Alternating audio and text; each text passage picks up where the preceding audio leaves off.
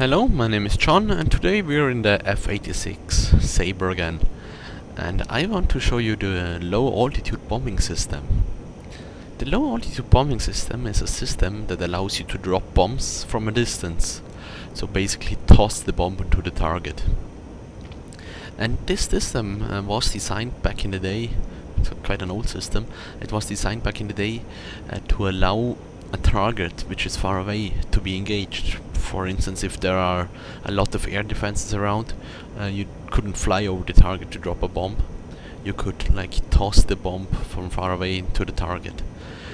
And the system also had another use, and this was for dropping nuclear weapons from small aircrafts, like say the Sabre. Although this is not simulated, we will just drop a conventional weapon today. And what we do today is there are 3 modes the LABS can be operated in, and the first 2 modes, they require quite a lot of calculation. You have to calculate an IP point where you will hold down the weapon trigger, then a timer will run down and the instrument will show you when to pull up and perform a high G turn, 4G turn, and then the bombs will automatically release. But for the purpose of this tutorial, we are using the 3rd weapon release mode, which is basically an over-the-shoulder bomb release. And this is normally a mode used if you fail to either fly the 1st or 2nd mode correctly. You would go ahead and fly the 3rd mode so that you could still use the advantage of the surprise. And in this mode, basically we will overfly the target at a low altitude and high speed, and directly above the target we will hold down the weapon release button, and then we will start a constant 4G turn. And this instrument down here is the LABS instrument, and it is powered by separate gyros, and we want to keep this needle in the middle here. We want to keep it directly in the middle all the flight. This is the needle showing us if you're tilting to either side or rolling to either side, and we have to keep the wings level during that high 4G climb. This up here is the accelerometer, and we want to be at 4G during the whole turn. If we don't manage to do that, our bombs will horribly miss. So to set up the LABS, we will uncage the gyros, we will put the LABS on, and we will set the trigger mode to LABS, so this takes away the trigger from this one down here and now allows the LABS to do the triggering.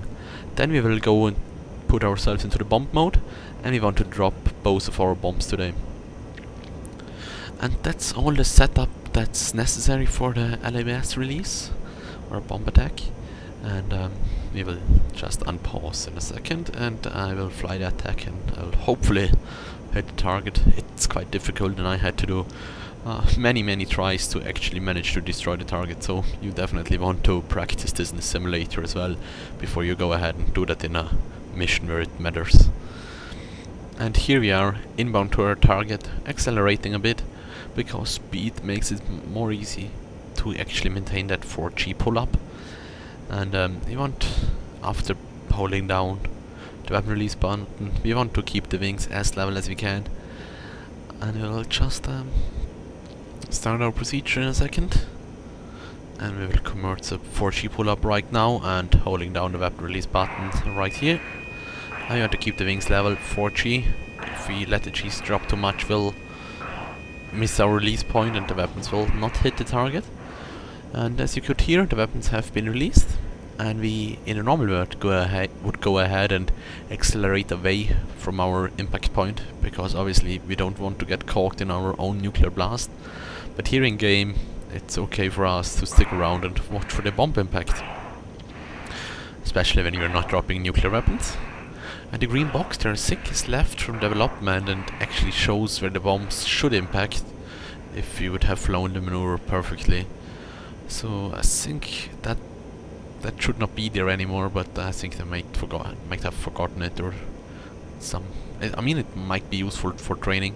And you can see the bombs impacted close to the airfield, not perfectly on the target mark, but you have to keep in mind that we have been dropping nuclear weapons here, so and my flying is not perfect.